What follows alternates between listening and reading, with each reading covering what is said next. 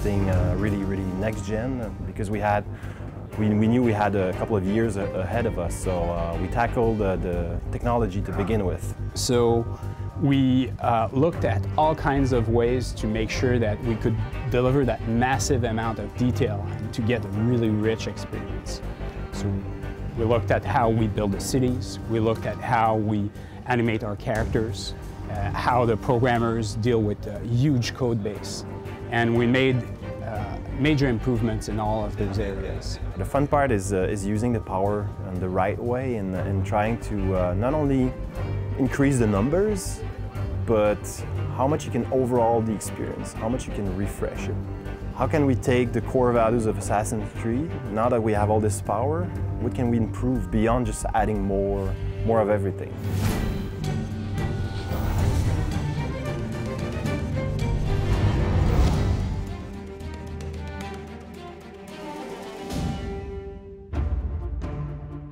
So obviously next gen, I mean, you have the chance to really do a totally new pass at graphic and have that wow moment. And I really think that we're at that point with AC Unity. The look of Assassin's Creed is about something that we want to make it look real and believable, and at the same time bring some personality to it.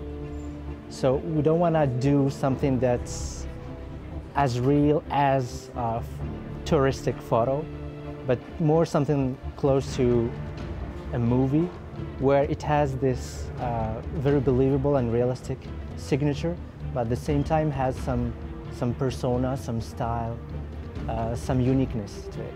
Like for the environment, we had amazing open world. It looked really great in the sunshine, but in the shadow it was kind of flat, it lacked contrast. And we looked at physically based rendering that tries to mimic our environment and how light really works in the world. And we brought that, and we have enough power now to bring that to the consoles. So for ACU, we decided to invest a lot in lighting.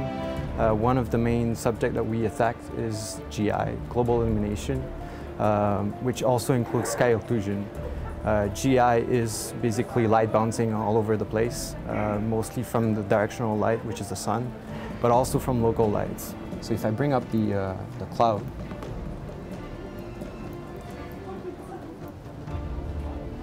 this is all, well, I'm showing you as a step-by-step process, but it's fully dynamic in game. It adapts and it works with rain. It will bring weather dynamically, and it will also affect the ground level. So the more sky coverage I get, the more shadowing I get from the sky, but less lighting bounce also, less sun bounce. So it affects the GI, it affects everything. Everything is related. It's unified. In terms of the atmosphere, it's reflected through a very moody and atmospheric ambience. So you see smoke, you see dust, you see fog, mist. So this helps to fit with the context of the French Revolution, the urban context, but also helps to give it some very unique look. On the weather side, we basically took everything that was done on previous ACs, which were quite amazing, and we pushed it up a notch. Like you have now materials that become wetter, and you see puddles forming. It's really amazing visuals there.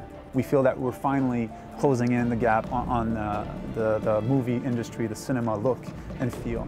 We have these controls for the lenses, for the depth of field, for the different, like I said, lighting, VFX. So the world looks completely next gen. I mean, we were never even close to achieving this in any other AC game. Plus, we do it in an open world of that size with seamless interiors with no loading anytime, right? So that was the first breakthrough. Not only are we just once again building an entire setting from the ground up, but now we're going back to the urban settings. As Paris during the 18th century. Paris was already a big place. It's the largest city we've ever recreated.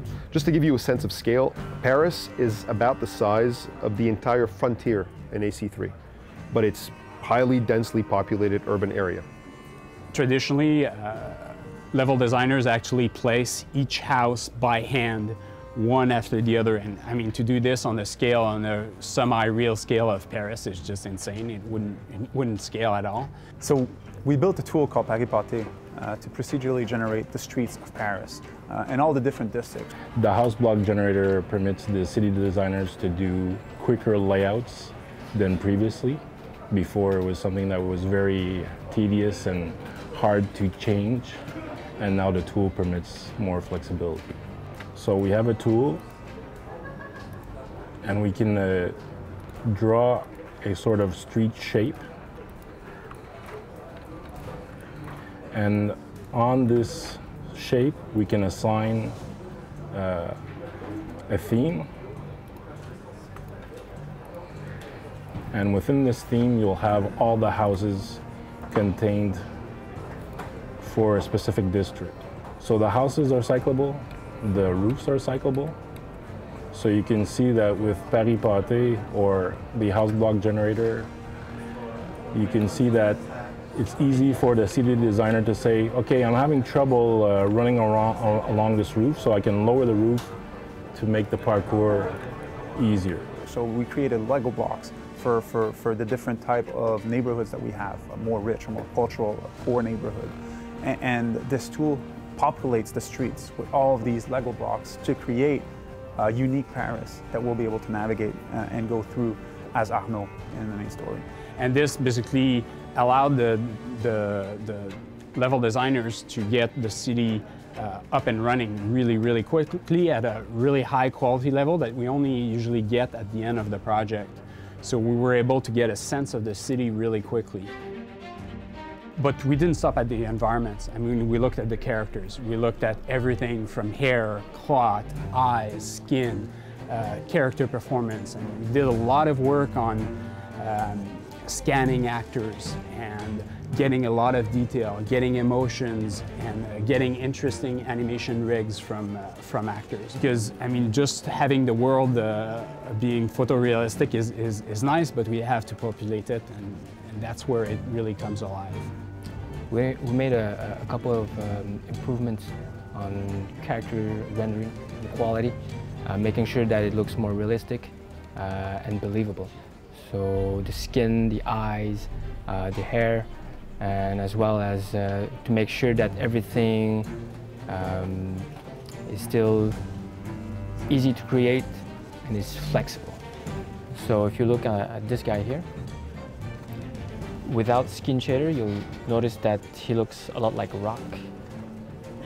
You can see that it's very grayish, doesn't look alive. But with skin shader, you see that there's blood running through.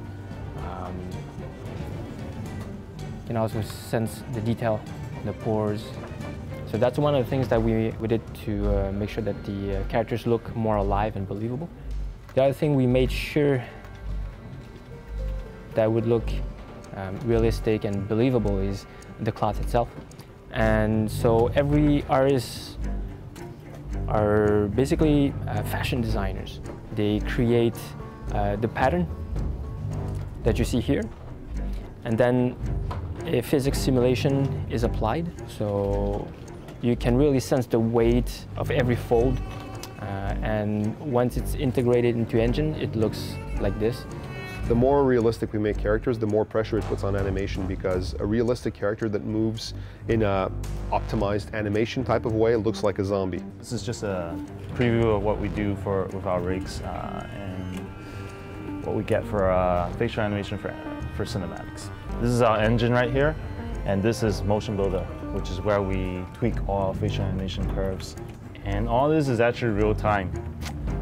So at any frame, you could see that we could actually change the mouth corners, actual little things if we want on the face. You see that we do have a lot of control over every part of the face, just to make sure we get all the expressions that we need. So the quality of the character, the main character, especially in AC, is driven by programmers traditionally and animators that work together. but they work really in separate worlds. The animators, like, they basically work the animation and stuff, but they were very dependent on the programmers to integrate the animations. Basically, you had a programmer that had to enter a line of code before the animator could see what he was doing. Kino is a node-based behavior tool that was developed for Assassin's Creed Unity to help us with rapid prototyping animations. It allows animators to not only build animations, but to also implement them and integrate them into the game themselves.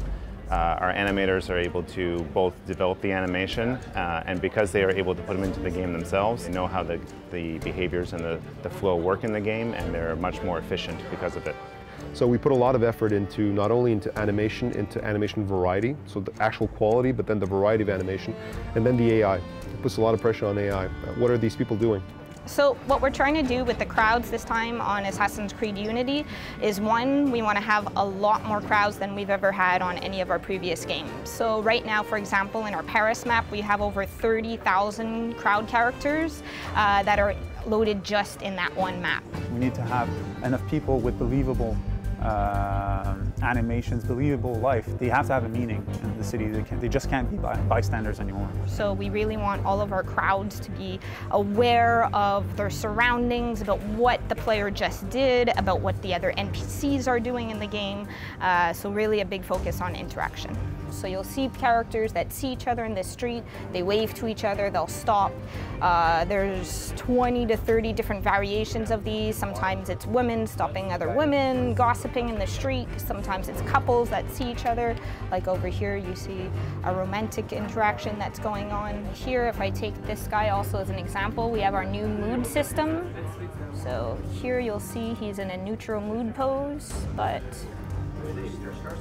change his mood at any point. Here he's confused, curious. What this means is not only just for our static crowds, but for our moving crowds as well. We could set a certain percentage of people based off of the mission, of how many people are happy, how many people are stressed, how many people are angry. So by having this possibility for the crowd, having so many people, we're able to have these conflicts within the streets, to have a massive amount of people fill up these key places like in front of Notre Dame and addressing the situation and being able to revolt. And it's the first time that we'll have the assassin walk through this. So now you have lots of NPCs, but you can actually go within those crowds and interact. It changes the experience, and I think when you put all of those pieces together, it's going to really just be amazing.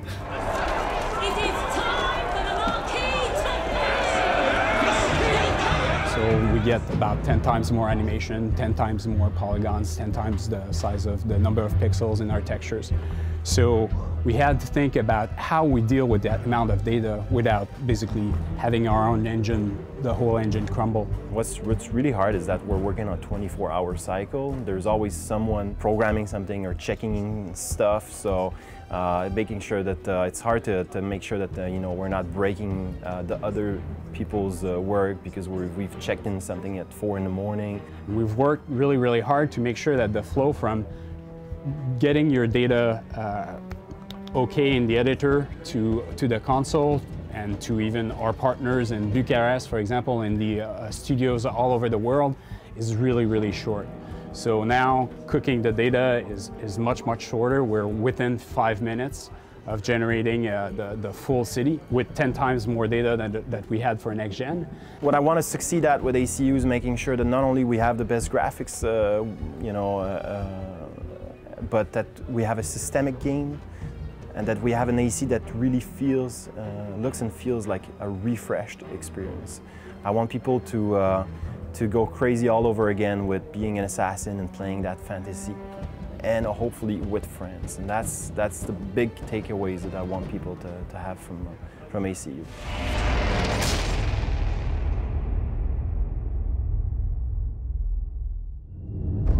Because of a tragic event in his life, Arnaud was essentially raised by a Templar Grand Master.